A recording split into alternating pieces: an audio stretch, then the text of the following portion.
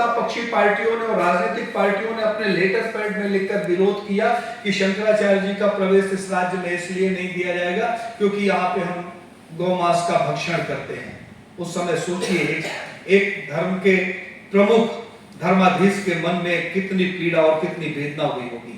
ये वेदना किसी शंकराचार्य की नहीं, संपूर्ण सनातन धर्म की वेदना है। उसके बाद अगला कदम जो उठाया जा रहा है वो भारत के इतिहास का सबसे निर्णायक कदम होगा। जिन शंकराचार्य जी की प्रतीक्षा देश का राष्ट्रपति और प्रधानमंत्री करते आए हैं उनका आशीर्वाद लेने के लिए, वो शंकराचार्य अपने मठ से निकलकर दिल्ली के एक मैदान में दिन भर प्रतीक्षा करेंगे, सूर्योदय से सूर्यास्त तक, उन सभी राजनीतिक पार्टियों के जिनके हाथ में कानून बनाने का अधिकार है और गौ माता के संरक्षण का अधिकार है। हमें लगता है कि इससे बड़ी बात कुछ भी नहीं हो सकती सनातन के लिए। शंकराचार्य जी का बड़ा छोटा सा परिचय मैं आपको बता दूं कि गंगा की सफाई के लिए सबसे पहला शंखनाद शंकराचार्य जी ने किया। उस आंदोलन को आपने किया।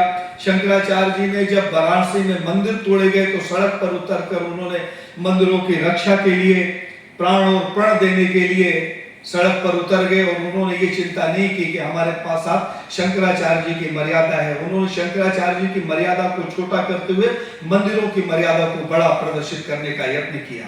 आप सबकी जानकारी के लिए बता दूं, आप चूंकि मीडिया से जुड़े हुए हैं, कि राम सेतु तोड़ने का जब आदेश हुआ तो उस समय अकेले शंकराचार्य जी थे जिन्होंने उसका विरोध किया।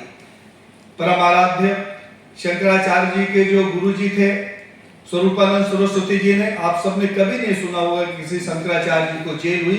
राम जन्मभूमि आंदोलन में उन्होंने जेल की हवा खाई, उन्हें कैद कर दिया गया था, जेल में उनका समय बीता।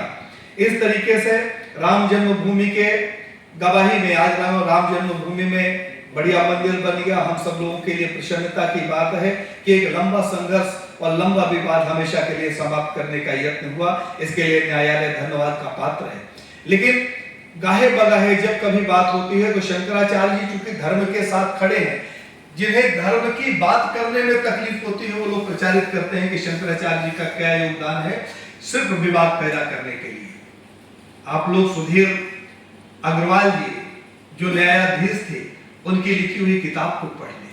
सबसे लंबे समय तक अगर किसी की गवाही चली है राम जन्मभूमि के संबंध में तो पूज्य श्री शंकराचार्य जी की चली है। जो फैसला है फैसले में उनका उल्लेख है, और जिन लोगों ने कभी उंगली नहीं कटाई हुआ शहीदों में अपना नाम लिखवाते हैं, ये हमारे लिए तकलीफ की बात है। ठीक है, सारे श्रेय वो ले जाए। आज तो शंकराचार्य जी का बड़ा स्पष्ट सा निर्णय है कि सारे श्रेय जो है सरकार की, मुझे श्रेय नहीं चाहिए।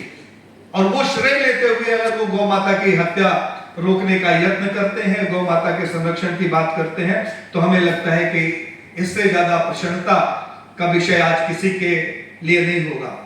मोदी जी के बारे में लोग अनेक टिप्पणियां करते हैं परम आराध्य शंकराचार्य जी को जोड़कर। कैसे भूल गया ये राष्ट्र कि जब मोदी जी पहली बार प्रधानमंत्री बने तो शंकराचार्य जी ने हजारों लोगों को बुलाकर वाराणसी की धरती पे एक बड़ा उत्सव किया था।